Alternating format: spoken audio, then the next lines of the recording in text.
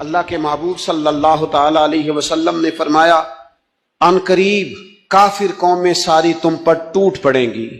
और हुजूर अलैहिस्सलातु सलाम फरमाते हैं, काफिर इस तरह मुसलमानों पर टूट पड़ेंगे जिस तरह भूखे लोग खाने पे टूट पड़ते हैं। तो सहाबा ने अर्ज की, या रसूल अल्लाह सल्लल्लाहु ताला अलैहि वसल्लम, मुसलमानों की तादाद उस वक्त कम होगी?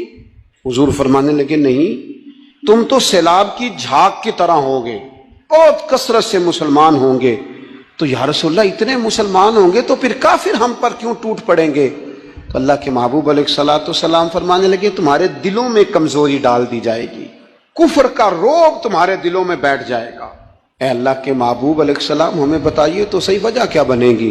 तो हुजूर फरमाने लगे, वजह सिर्फ इतनी होगी कि तुम्हें दुनिया से प्यार हो जाएगा, मौत से नफरत हो जाएगी। क्यों? तुम सारा कुछ जीने के लिए करोगे, तुम्हें मरने से मोहब्बत नहीं रहेगी।